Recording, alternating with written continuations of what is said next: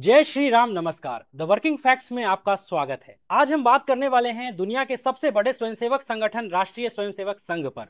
भारत अंग्रेजी सत्ता के जुए तले कराह रहा था और देश भर में असहयोग और विद्रोह की हवाएं तेज हो रही थी। इसी वातावरण में नागपुर की गलियों में एक युवा डॉक्टर केशव बलिराम हेडगेवार अपने भीतर एक गहरी आग लिए घूमता दिखाई देता था।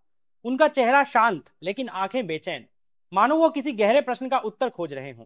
एक ऐसा प्रश्न जिसका संबंध न केवल देश की स्वतंत्रता से था बल्कि उसकी आत्मा से भी। उन्होंने मेडिकल शिक्षा कलकत्ता में प्राप्त की थी और वहीं उन्होंने क्रांतिकारियों की गतिविधियां, उनका साहस और उनके संघर्ष को करीब से देखा था।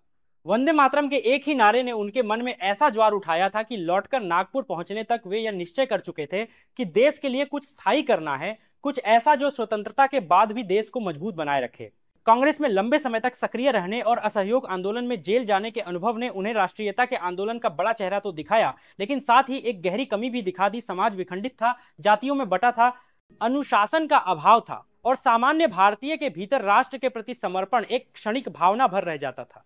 उन्होंने महसूस किया कि आंदोलन जितने बड़े होते हैं उतनी ही जल्दी शांत भी हो जाते हैं। आज देश एकजुट होकर उठता है, कल वापस अपनी पुरानी आदतों में डूब जाता है।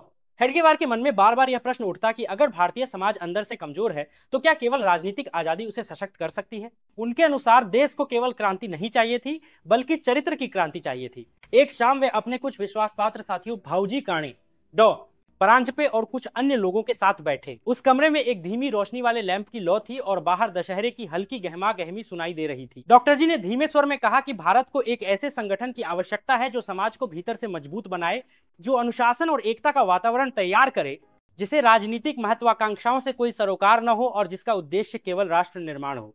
उनके चेहरे पर वह दृढ़ता साफ दिखाई दे रही थी जो किसी दूरदर्शी नेता में ही संभव है। जब उनके साथी उनके विचारों के गूढ़ अर्थ को समझने की कोशिश कर रहे थे तभी उन्होंने कहा कि शुरुआत बच्चों से करनी चाहिए। बच्चे सहज होते हैं, उनमें जाति भेद की दीवारें नहीं होती और उन्हें राष्ट्रीयता और अनुशासन का संस्कार देना सबसे सरल और प्रभावी होता है।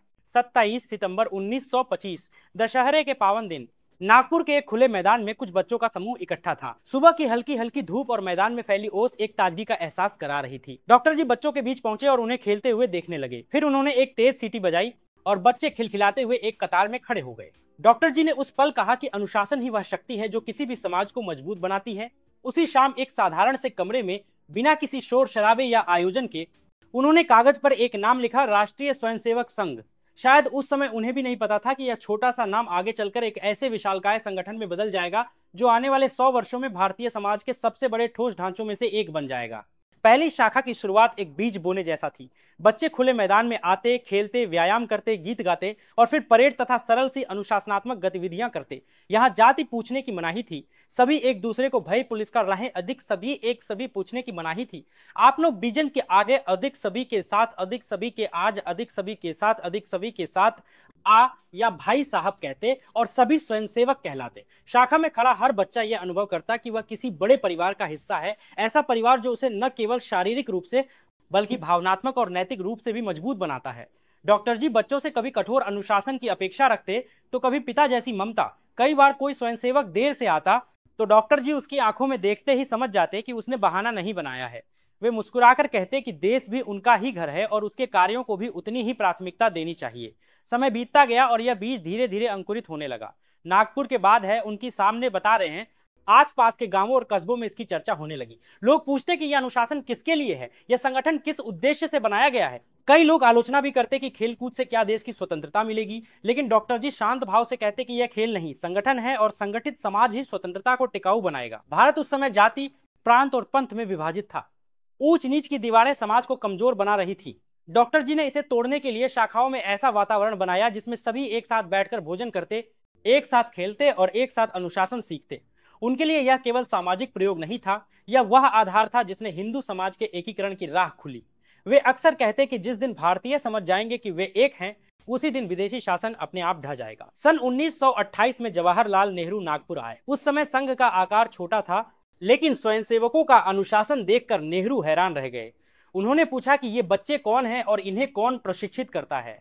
यह वह क्षण था जब राष्ट्रीय नेतृत्व ने पहली बार संघ की कार्यप्रणाली की शक्ति को महसूस किया।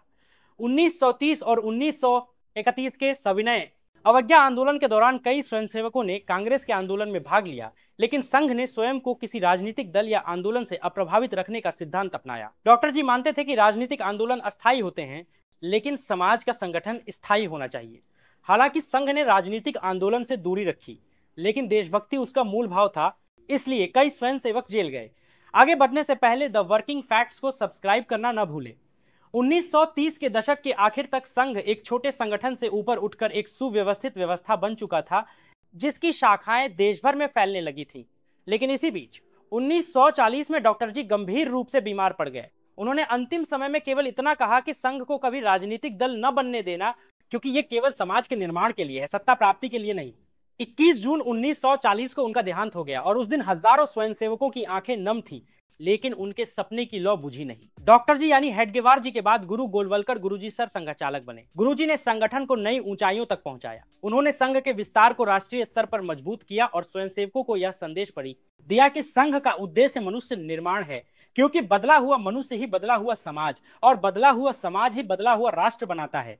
आजादी से ठीक पहले और बाद के वर्षों में संघ को कई कठिनाइयों का सामना करना पड़ा।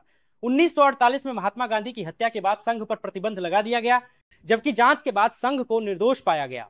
प्रतिबंध के बावजूद स्वयंसेवक गुप्त रूप से शाखाएं लगाते रहे। प्रतिबंध जितना कठोर होता गया, संघ उतना ही अधिक अनुशासित बनता गया।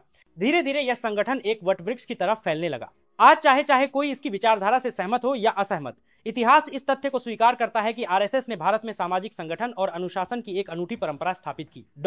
हेडगेवार द्वारा 1925 में बोया गया बीज आज करोड़ों स्वयंसेवकों का विशाल वृक्ष बन चुका है। ऐसे वीडियो देखने के लिए हमारे YouTube channel the working facts को सब्सक्राइब करना न भूलें।